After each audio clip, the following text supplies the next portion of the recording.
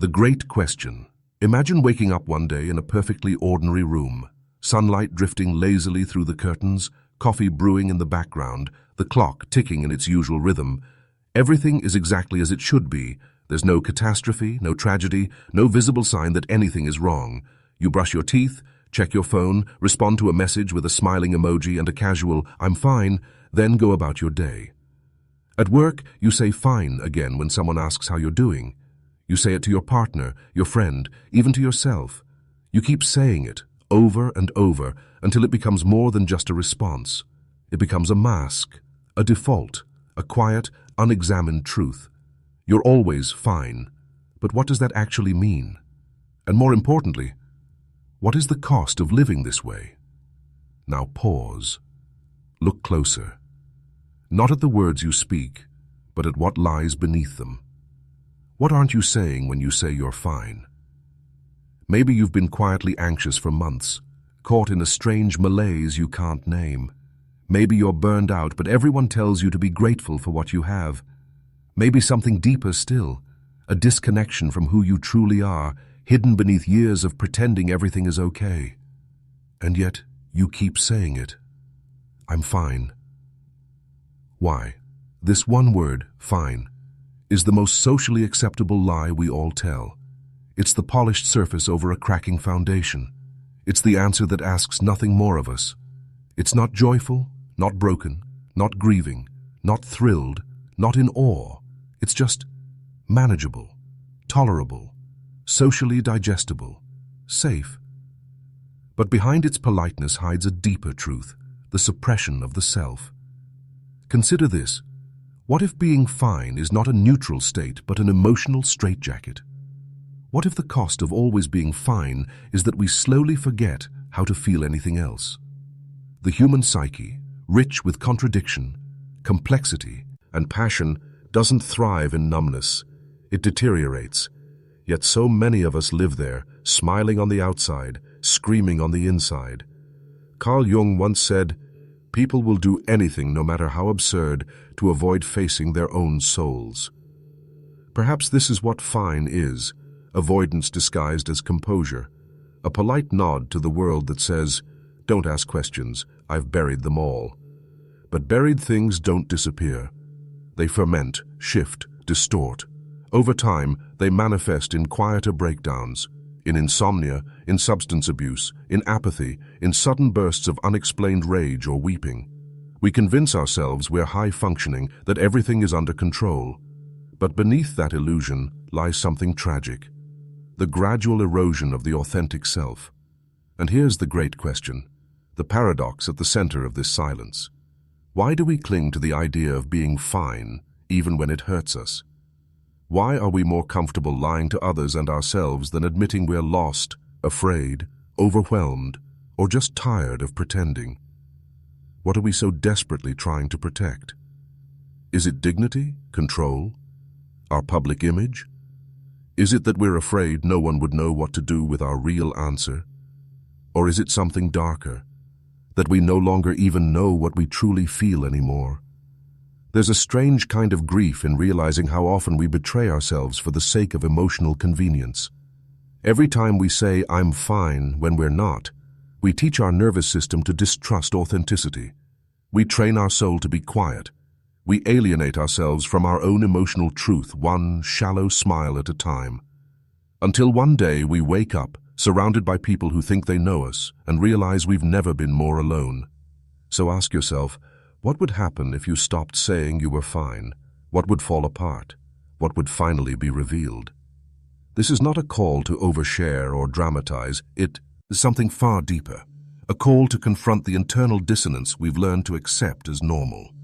It's an invitation to see what lives underneath the mask, not to judge it, but to understand it, to feel again, to reclaim the parts of you that have been silenced by politeness and survival. Because if you never stop to question the lie, you might spend your entire life playing a character called fine, never meeting the person you were actually meant to be. So where does this all begin?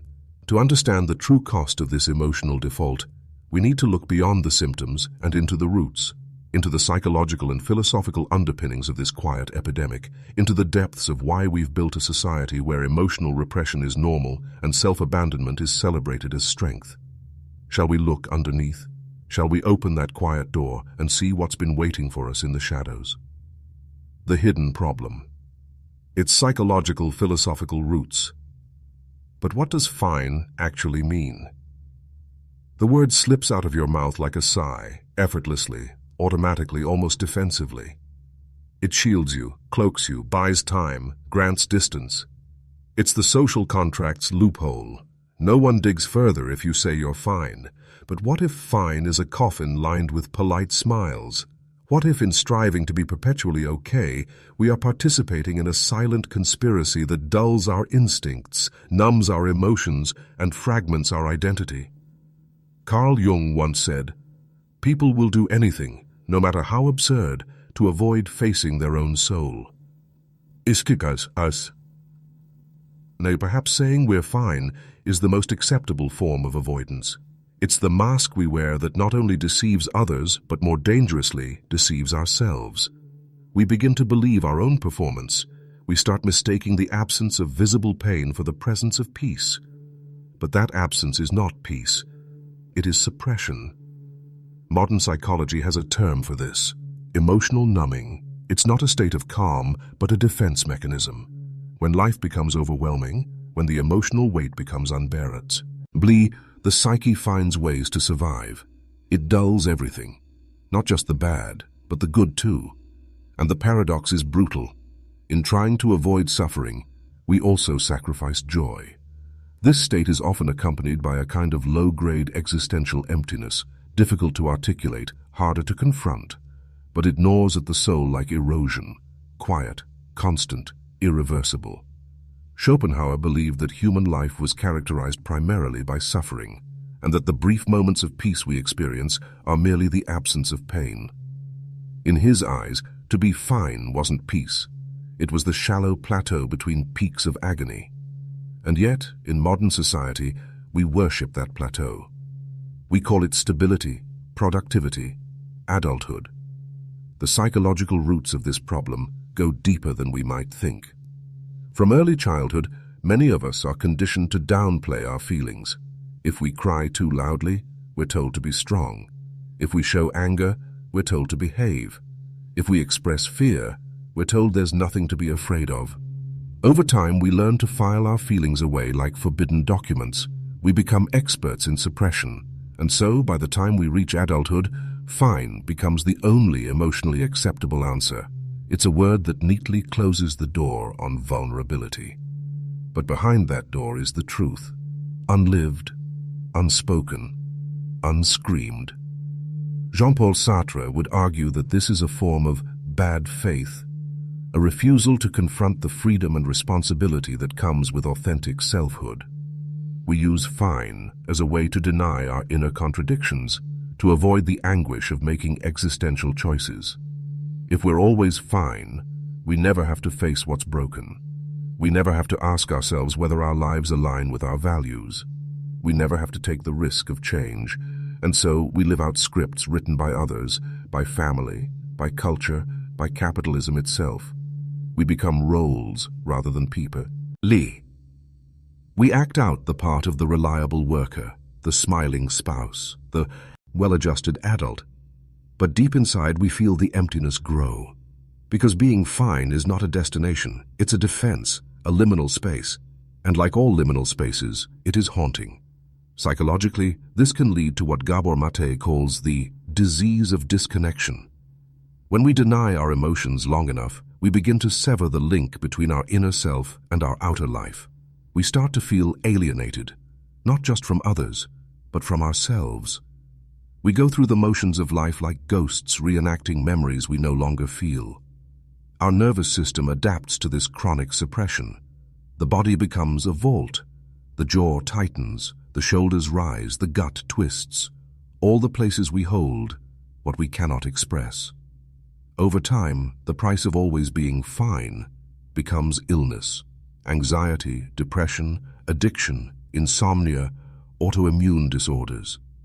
These are not random pathologies. They are symptoms of emotional starvation. Culturally, the pressure to be fine is reinforced everywhere. Social media amplifies it, commodifies it, filters it. We scroll past curated lives of others, each post a digital affirmation that everyone else is thriving, so we perform too. We edit our sadness, crop out our despair, slap a hashtag on our exhaustion. Because in a society addicted to image, authenticity becomes taboo. To say, "I'm not okay," is to disrupt the social script, to risk making others uncomfortable, to risk becoming a problem. But as Nietzsche once warned, the individual has always had to struggle to keep from being overwhelmed by the tribe. The price of fitting in is self-abandonment, and the word fine is its ritual chant. But the deeper tragedy is that we begin to lose access to our own inner landscape. We no longer know how we really feel. We say fine so often that we forget there's a difference between surviving and living. We forget what it means to weep without shame, to rage without guilt, to yearn without irony. We forget that human emotion is not a malfunction, but a compass. It tells us what matters, what hurts, what heals. Without it, we are blindfolded, staggering through life with a smile painted on a broken mask. Jung believed that wholeness comes not from perfection, but from embracing the totality of the psyche, including its darkest, most painful parts. To be fully alive is to be fully feeling, and fine is the antithesis of that. So ask yourself, when was the last time you were honest about your pain, not just to others, but to yourself? When was the last time you said, "I'm not okay," and allowed that to be a beginning rather than a breakdown? When did you last sit with your sorrow without trying to fix it, spin it, silence it? Because the longer we deny the truth of our inner world, the louder the symptoms will become. And one day, the price of being fine will arrive, not in words, but in collapse. Physical, emotional, spiritual collapse, a reckoning. But perhaps that collapse is not the end. Perhaps it is the first crack in the dam, the first breath after years of suffocation, the first flicker of life in a heart gone numb. And it is here, in this rupture, that the unseen cost begins to reveal itself in full. This is where the next part begins, not with answers, but with consequences. The unseen consequences. The moment you whisper to yourself, "I'm not fine," something cracks, small at first, like a hairline fracture in a porcelain mask. But over time, that fracture deepens, and with it, the buried consequences begin to leak through. Most people think emotional denial leads to discomfort or restlessness, but the truth is more insidious. The long-term price of living a life of practiced okayness is an erosion of the self so quiet and so subtle that you might not even realize it's happening until one day you no longer recognize the person you've become. When we refuse to acknowledge our true emotional state, we don't just suppress sadness or pain, we suppress curiosity, creativity, and our sense of direction. Because emotions aren't just signals of suffering. They're the internal compass that tells us where we belong, what we want, what we fear, and what we love. Remove that compass, and life becomes disorienting. You move from job to job, relationship to relationship, place to place, searching, reaching, consuming, without ever finding what feels real. You start calling this numb drift adulthood, and people nod because they too are adrift. But drift long enough, and disconnection hardens. You stop expecting anything better. Joy becomes suspicious. Love becomes dangerous. Vulnerability becomes impossible. You start to live defensively, designing your days not for fulfillment, but for protection. Protection from further disappointment, further rejection, further feeling. And in doing so, you begin to shrink. The vast inner cathedral that once echoed with dreams, fears, and longings slowly empties, dust settling on forgotten hopes. You move through life with increasing efficiency, but decreasing vitality. You become what poet David Whyte calls the walking dead, efficient, capable, dead inside. And perhaps the most dangerous part, no one notices, because you're still functioning, still productive, still fine. But deep in the marrow of your being, something vital is starving. This starvation manifests not only in mental or emotional stagnation, but in physiological collapse. When the body becomes the dumping ground for unfelt emotions, it begins to scream in other languages. headaches that never leave, insomnia that drains, digestive issues with no clear cause, fatigue that sleep cannot fix. These aren't random. They are expressions of the soul in exile. Science now affirms what ancient wisdom always knew. The body keeps the score. Trauma, neglect, emotional repression, these are not ghosts of the past, but living, breathing presences in the bloodstream. Your heart knows, your gut knows, your immune system knows, and they are begging you to listen. But the consequences don't end with personal health. They ripple outward into relationships. When we live behind the mask of fine, intimacy becomes theater. You might have deep conversations, but they never quite touch the marrow. You might laugh together, but the laughter feels borrowed. You love, but at a distance. You show up, but not all the way. And over time, even those closest to you begin to sense the absence. They may not know what's missing, but they feel the gap. Some will drift away. Others will stay and adapt to the new emotional climate, muted, careful, polite. Either way, loneliness deepens. And ironically, the very mask we wear to protect ourselves from rejection becomes the reason we feel unseen. Even creativity begins to suffer, because all art, all innovation, all true expression comes from the unfiltered self, from that raw, beating place where honesty lives. If you spend your life avoiding discomfort, you also avoid originality. You might produce, but you won't create. You might succeed, but you won't resonate. The world doesn't need more polished professionals. It needs more raw truth-tellers, more people willing to say, here is my wound, and here is how I survive it. But you can't offer that if you've been taught to deny your own pain. And then there's time, the ultimate consequence. Because time is not just minutes ticking by, it's the arena in which your life unfolds. Every day you say, I'm fine, when you're not, is a day spent rehearsing someone else's life, a day stolen from your true story. One day turns into 10, 10 into 100, 100 into a decade, and suddenly you're 40, 50, 60, looking back and wondering when you stopped feeling, when you stopped daring, when you stopped being real. Regret then becomes its own form of grief, not for what had happened, but for what never did. And yet, amid all this pain, there's something beautiful, something paradoxical. It's this, the bear. And yes, it will hurt. At first, it may feel like drowning, but the pain is not the enemy. It's the thaw, the unfreezing of a life placed on emotional ice. Only when we understand the full cost of saying, I'm fine, can we begin to reclaim the sacred ground of I'm not okay. Only then can we break the trance. And what lies beyond that break is not chaos, but clarity. Because while numbness protects us from pain, it also protects us from truth. And in the end, truth is the only path to freedom. Not comfort, not ease, but freedom. The way out. Reclaiming emotional honesty. It always begins in silence. Not the dramatic kind that follows an argument, but the quiet pause in which you decide, perhaps for the first time in years, not to lie to yourself. You sit on the edge of your bed, the weight of the day still clinging to your skin, and you don't reach for a distraction. You don't scroll, or snack, or call, or clean. You just sit. And in that pause, the truth emerges.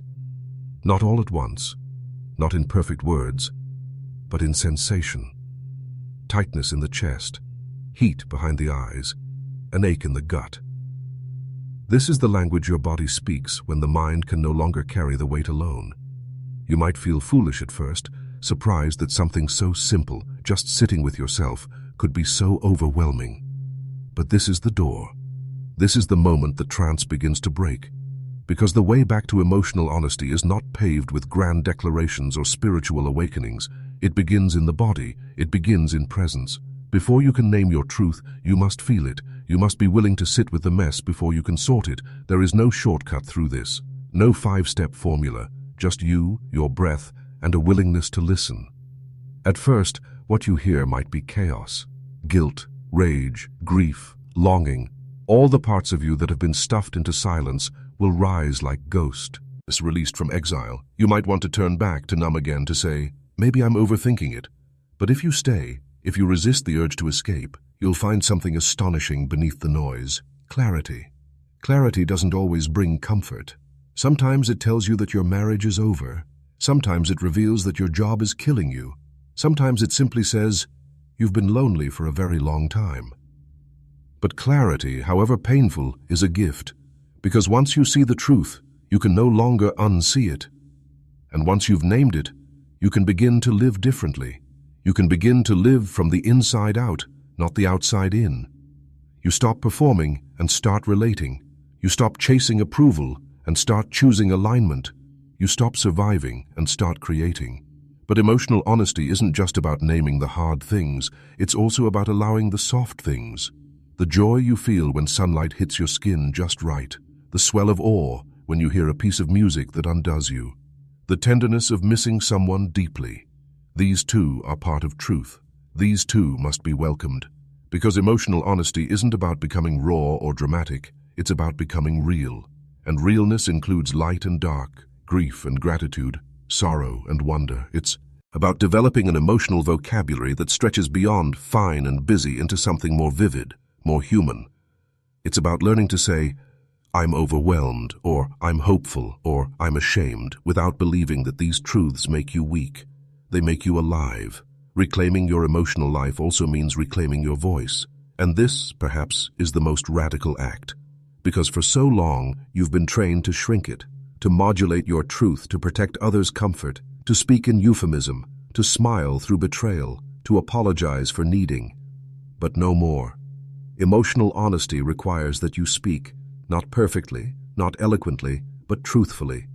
It means saying, I need help, when help is needed. It means saying, that hurt, when it did. It means saying, I love you, even when your voice trembles. This kind of speaking will terrify some people. They will call it selfish, dramatic, intense. But that's only because it threatens the rules they've built their own numbness around. Let them be uncomfortable. Your truth was never meant to make everyone else feel safe. It was meant to set you free. And as you begin to live more truthfully, your life will begin to change. Not in the way movies show, with sweeping transformations or overnight miracles, but slowly, subtly, organically. You'll notice that some friendships fall away, not out of anger, but because they can no longer meet you in your honesty. And that's okay, because new connections will emerge, relationships rooted not in performance, but presence. You'll find yourself drawn to people who speak your language of truth, who don't flinch at realness, who hold space instead of judgment. And these people, these rare, luminous people, will become your true tribe. They will see you not as a role or a brand or a projection, but as a soul. And in their presence, you'll remember what it means to be home. But perhaps most importantly, as you reclaim emotional honesty, you'll begin to see yourself differently. You'll no longer define your worth by how unbothered you appear or how much you achieve while bleeding inside. You'll define it by how real you're willing to be. And this shift will change everything. You'll parent differently. You'll lead differently. You'll love differently because you'll no longer need to control perception. You'll be too busy living in truth. And that truth, however messy or imperfect, will feel like peace. The irony, of course, is that emotional honesty doesn't always make life easier. Sometimes it makes it messier, but it always makes life richer, fuller, more awake. And that's the point. Because the goal isn't to be fine. The goal is to be real. The goal is to be whole. The goal is to live in such a way that nothing precious is ever buried beneath the rubble of politeness again. So here you are. The silence has ended. The mask is cracked. And in your hands is the raw, trembling truth of your own life. What will you do with it? Will you tuck it away again, polish the edges, and return to the familiar numbness? Or will you hold it close, even when it burns, and say, this is mine, this is me. I'm not fine, but I'm alive, and that's enough. That's the beginning. Not of escape, but of return. Not of comfort, but of freedom. And somewhere inside you something ancient exhales. Finally, it says. Finally, you remembered. Living in the open. What happens when we choose truth? When you begin living in emotional truth, the world doesn't necessarily reward you with applause. There are no medals for weeping in the car or quietly telling a friend you're scared. No trophies for speaking the truth of your burnout in a meeting when everyone else is still clinging to their masks of invincibility.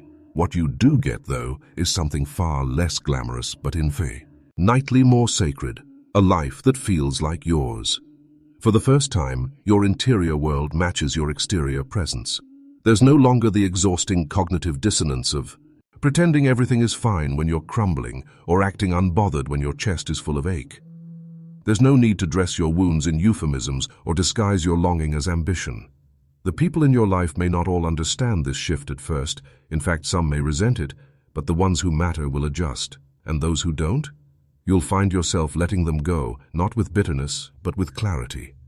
Because when you live in truth, anything that demands your self-betrayal begins to feel like violence. Even if it smiles, you start waking up differently. Not always bright-eyed or eager, let's be honest, some mornings are still heavy, but with a quiet steadiness, a sense that you no longer have to spend the day performing, that you are not a brand or a function or a collection of curated responses. You are a person, soft, messy, honest, awake. Your body begins to relax in ways you hadn't even noticed it was tensed before. Shoulders lower, breathing deepens. You catch yourself laughing, not the forced chuckle of small talk, but the belly-deep, unguarded kind that bubbles up when you feel fully safe. That kind of laughter is rare in a dishonest life. It's a symptom of safety, not just humor. Your relationships begin to shift in texture. With emotional honesty at your core, you no longer have to barter connection with conformity. You don't have to pretend to agree to keep the peace or hide your fatigue to seem strong. You say things like, "I'm not okay today, and I don't need fixing. I just need to be heard." You learn to ask for presence instead of solutions, and you offer the same in return. Conversations become less about exchanging updates and more about revealing inner landscapes. You say, "I feel," not as a segue to apology or explanation, but as a standalone truth. And as you model that vulnerability, you invite others into the same. Some accept, recoil. But you stop seeing rejection as failure. You start understanding it as alignment. And then there's your inner voice, the one that used to oscillate between silence and sabotage. As you live in truth longer, that voice softens. It stops asking, "What's wrong with me?" and begins wondering, "What do I need?" It stops shaming and starts witnessing. You begin treating yourself not as a project to fix, but as a presence to honor. Your self-talk no longer mimics the critics from your past. It becomes more like a wise friend, firm when needed, but kind. You start recognizing old patterns not as proof of your brokenness, but as clues to your survival. "Of course I shut down," you say. "That's what kept me safe back then." This shift, this compassion, is seismic. It makes space for growth without the whip of shame. It lets healing be slow, non-linear, human. Living in emotional honesty also begins to change how you engage with the world. You become less reactive, less addicted to certainty, less quick to perform moral superiority or outrage. Why? Because you've seen your own complexity. You've faced your own contradictions. And once you've held your own grief, fear, and joy without judgment, you're far less inclined to judge others. You listen more. You pause more. You start asking, "What's the story behind their behavior?" instead of snapping to conclusions. This isn't softness for its own sake. It's maturity. It's the result of owning your emotional terrain so fully that you no longer need to project it onto others. The inner storm has passed. You have nothing left to prove. Creativity flourishes here too. When you stop editing your truth before it even hits the page, your art becomes more potent. Your writing gets braver, your voice bolder. Whether you paint, cook, lead, parent, or dream, your expressions start flowing from a place of integration, not compensation. N. You're no longer creating to be seen. You're creating because you are. The muse doesn't visit those who live in performance. She visits those who live in presence. And your presence, finally, has returned. Of course, this doesn't mean life becomes perfect. You still get anxious, you still get hurt. Sometimes you still overextend, say too much, retreat too far. That's part of the deal. Emotional honesty doesn't make you flawless, it makes you free. And freedom means you have space to stumble without shame. You learn to repair, to own, to evolve. I messed up becomes easier to say. So does, I forgive myself. Your nervous system, once shaped by vigilance, begins to trust that the world won't end if you show your softness. And even if someone walks away, you've walked away from yourself before. You know which is worse. The most unexpected part of this journey is that the things you used to fear, awkward silences, hard conversations, the look of disappointment in someone's eyes, lose their grip. Not because they're comfortable now, but because you've developed a sturdiness beneath them, a core, a self. Emotional honesty doesn't make everything easier, but it makes everything truer. And truth over time becomes your peace. You'll still have days where the old ways tempt you, where the impulse to shut down, smile falsely, or swallow pain comes back like muscle memory. That's okay. The work isn't about never slipping, it's about returning. Each time you choose truth over performance, presence over polish, you reinforce a new neural pathway. You lay a brick on the road home. Eventually that road becomes familiar. Eventually that road becomes yours. And one day, without noticing exactly when, you'll catch your reflection in a window or a mirror, not posed, not planned, and think, there I am. Not the version of you that hustled for worth, not the curated facade, just you, fully felt, fully real. And that recognition, the shock of seeing yourself and feeling within showers, warmth instead of critique, is the quiet miracle emotional honesty delivers. It doesn't promise applause, but it offers something better, belonging. Not the belonging you find in a room or a role, but the kind you find when you're finally safe inside your own skin.